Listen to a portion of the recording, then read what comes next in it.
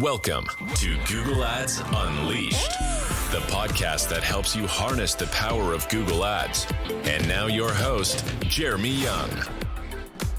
Hello and welcome back, guys, to Google Ads Unleashed. Hope everyone is doing very well this beautiful Monday. So today I want to talk about something that's a little bit underutilized and maybe some of you are not really aware. And that is portfolio bid strategies. What are they? What is it all about? What's the advantage? And why should we use them? All up in this episode. So, what are portfolio bid strategies? Maybe before we actually get there, I'll just explain quickly what the bid strategies are, right, that are at our disposal. And a bid strategy is basically the strategy that you determine at what level the bids, the products, or the keywords are set at within your campaign. Traditionally, you would set this at campaign level, right? So whenever you create a campaign, you would choose any of the following. So it would be manual CPC, eCPC, so enhanced cost per click, which is actually going away later in the year. So rest in peace, enhanced CPC. You would also have a target impression share. So this bid strategy, so manual CPC, I don't have to explain, it's pretty straightforward. It's a manual bid that you set, right? Then you would have target impression share. And target impression share is a bid strategy where you tell Google, hey, I want to appear anywhere, for search campaigns this is, anywhere at the top of the results page, like at the absolute top or in the top of the results, or anywhere on the results page a certain percentage of time. And then you usually set a maximum bid to go with it. And you tell Google, listen, I want to, let's say for your branded campaign, I want to be at the absolute top 99% of the time or 95% of the time with a max CPC of £1 or €1, dollar, whatever. Right, so this would be a traditional target impression share campaign. Usually it's a little bit better to,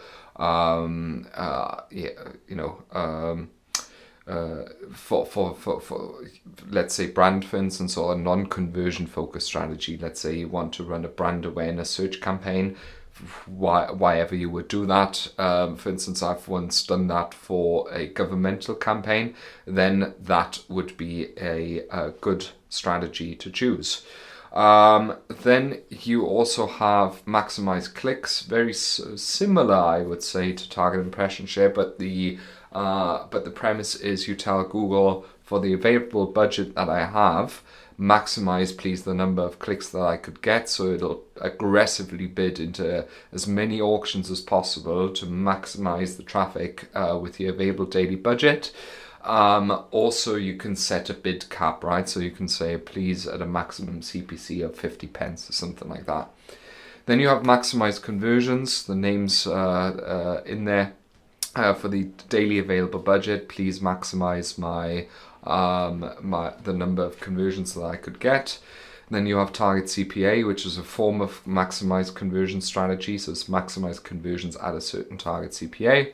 Again, the name very self-explanatory. You you tell Google, I want to pay a maximum of, let's say, £50 a conversion, and then they'll try and go after exactly that and set the bids accordingly. And then finally, you have maximize conversion value. If you pump conversion value into your Google Ads account, which you should, of course, as an e-commerce marketer, and then maximize conversion at a target ROAS, right? So you want to bid in accordingly to hit a certain return on ad spend over a certain period. That's the bid strategies that are available, and traditionally, until quite a few years ago, they were exclusively available at campaign level. Now, the thing is with campaign level bid strategies is this is a very unknown feature, is that even a word? Is that they have their own learning environment, right? So each campaign, if it has a bid strategy at campaign level, it has its own learning history. It has its own sort of siloed bid strategy history. And you can actually see this even if you go into the bid strategy history of your Google Ads campaign, right? So you can actually hover over the bid strategy in the Google Ads interface, click on it, and then see your bid strategy history. For instance, what changes you've made that affected the trajectory of your bid strategy. You can check out the bid strategy performance, and so on and so on. So proof's in the pudding there. The campaign has its own bid strategy. Now, this is necessarily not a bad thing, but generally speaking, what Google has figured out over a certain time frame is that people might want to not have the same campaign or the same keywords or products in the same campaign, and just one campaign where you set the bid strategy at campaign level and the budget.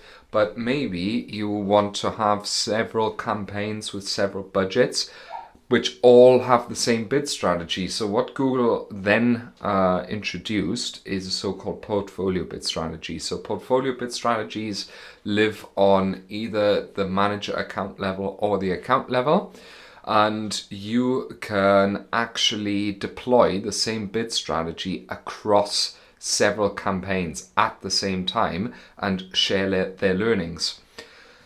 Why is that so beneficial? Okay, so generally speaking, any bid strategy lives off as much data as possible, right? Which is why, generally speaking, when you can, you should consolidate in Google Ads and fragment only when necessary, when the circumstances or the goals of your Google Ads account or your business require it. Then you should have separate campaigns or separate things with maybe deferring bid strategies. However, in the effort of consolidation, what you can do with a portfolio bid strategy is pool the learnings of all individual campaigns. So when would you deploy this, for instance? Let's say, for instance, you have 5 different search campaigns that at the moment all have a campaign level target CPA of £50 or something like that. Well, you could just deploy one bid strategy that in fact has the same target CPA then across, which can then be deployed at the same time to 5 different campaigns. So the idea there is that you pool the learning of all the various campaigns so that they can all learn from each other. But you can also do this across accounts. So for instance, we have one client who is in a certain industry, and can't unfortunately name more. But all of their conversion actions are on MCC level. So on the MCC level, that's where all the conversions are registered. And then it has about 9 different sub-accounts that pretty much have the exact same setup in copy and paste across 9 different locations.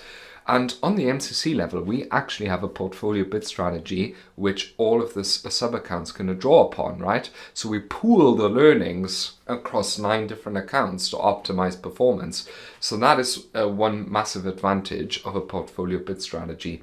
Another massive advantage of a portfolio strategy is that you don't only pool the learnings, but you could also have a shared budget. So let's say, for instance, you have those 5 different campaigns, and in fact, you are not really too bothered about where Google spends the money because a conversion is equally as important across any of those 5 campaigns. Well, you can actually add a shared budget, so Google not only pools the learning but also pools the budget across those, and depending on your bid strategy, allocates that budget. This can be really effective because it's 2024, you have to lean into the smart bidding strategies, and this is just the tip of the iceberg of giving Google control, and it can work really well. So this is something that you should check out. But also the final massive advantage of portfolio bid strategies, which is something not many people actually know, is that it can have a CPC cap even on fully automated strategies such as maximize conversion value, maximize conversions, and target CPA and target ROAS. Boom, mind blown, because this is something that you probably have seen multiple times within your Google Ads account. That if you look on a campaign level strategy, let's say you have a campaign that has maximized conversions, and it runs pretty good. But then you go into the search term history and you see, oh my God, there are clicks with like £55 or £35 or whatnot, and the average CPA of the damn campaign is like 10 quid. So you've got single clicks on certain search terms which are spending way too much money, but you're in a conundrum because your campaign level max conversion strategy is actually working well. So what do? You can't impose a CPC limit. Well, with portfolio bid strategies you can. So this is the massive advantage. You can create portfolio bid strategies and then simply impose a CPC cap, which then the campaign has to adhere to, and that's how you eliminate really, really expensive search terms that pop up in your search term history. So to sum it up, portfolio bid strategies are an amazing tool if you have several campaigns which have the same goal, where you also don't mind sharing the daily budget in between. You can pool your learnings within one campaign, within one ad account, or across several ad accounts if you have a history of if you have an account set up that is specific for your business. For instance, you have multiple locations or multiple campaigns or in different accounts which share the same sort of goal. You can pool the learnings, you can pool budget, you can actually reduce CPCs and unnecessary costs by introducing bid caps. It's really a really great feature. So I very much urge you to deploy this. And if you want any more tips like this and expert advice, then of course, never hesitate to reach out. You can always email me at jeremy@younganddigital.marketing, or you can find me on LinkedIn by searching Jeremy Young Google Ads. Or you can head to the website younganddigital.marketing and you can book a one-to-one consultation with me completely for free as this podcast is. So just reach out, whether it's PPC management, you need a pair of eyes looking over your ad account.